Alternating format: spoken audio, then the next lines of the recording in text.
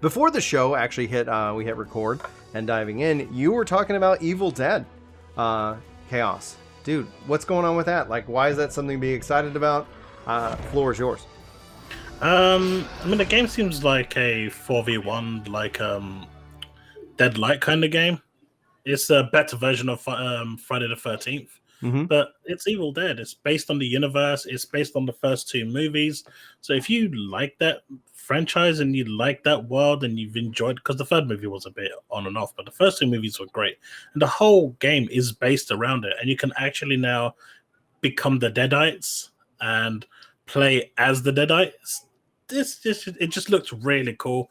It's, Bruce Campbell's in there. It's got all his cheesy quotes, one-liners that you can expect. If you're a fan of the franchise, it's just a dream come true. Well, you heard it here first, guys. Dream come true.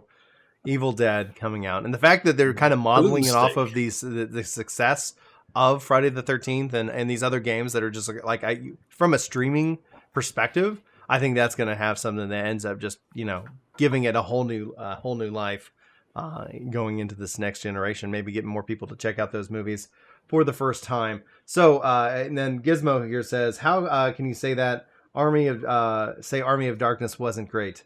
So I didn't say it wasn't great. I just said the first two were better. All right.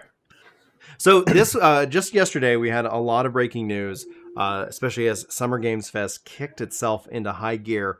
And honestly, it's a really exciting time. I think gamers have just been hungry for new content, new information, and more. And it seems like this is a really good start for kind of that rolling into E3. The big announcements, in my mind, at least speaking for myself, were Elden Ring and Lost Ark coming to the West. Elden Ring having a 4-player multiplayer component makes me more interested into it right away, because I like people like, oh, Elden Ring, when are we going to see Elden Ring? It's like, okay, like I know it's from Software.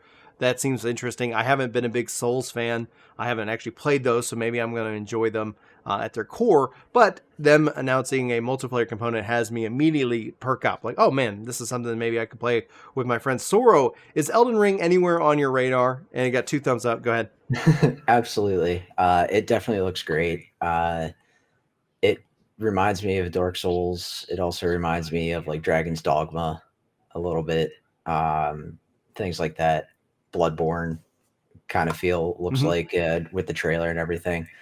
And I've always, tried the games out, got probably about halfway through it, and then something else caught my attention. Yeah. But I'll definitely pick it up and play it.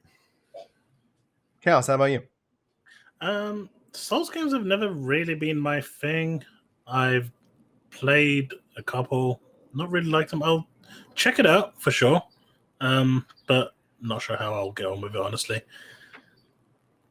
The date being that it's dropping in January 21st, I believe, 2020. Yes. Actually is something that I think is going to work for its favor in the long run, because it's like at the end of the day, I'm like, oh, that's actually great, because there's not much that I usually budget time for in a slow, cold month of January. So it's like that could easily be something that is a really good start to the year, much like what we saw with Monster Hunter World. I remember when Monster Hunter World dropped, it's like, whoa, like this just kind of came out of nowhere, and it wasn't really anything else that was, in my mind, that was taking me away from my gaming experience. It was something that I always kind of like, those January releases that kind of get out of the big holiday weekend blockbusters, that we see with we know the Call of Duty's getting printed in this fall. We know that these certain games are happening this fall. We know that Endwalker is dropping this fall. And then it's like, great, now that might be something that, if you finished off this story of Final Fantasy XIV and you're looking for something slightly a little bit different, that might be a nice little thing to vacation into for a while. Thank you so much for checking out this highlight from Epic Loot Radio. I hope you enjoyed it. If you did, hit that like button, subscribe button, and more. And check out our other channels, Ginger Gaming Radio, Ginger Prime, and Work to Game for more content. Thanks for being here, and you're awesome.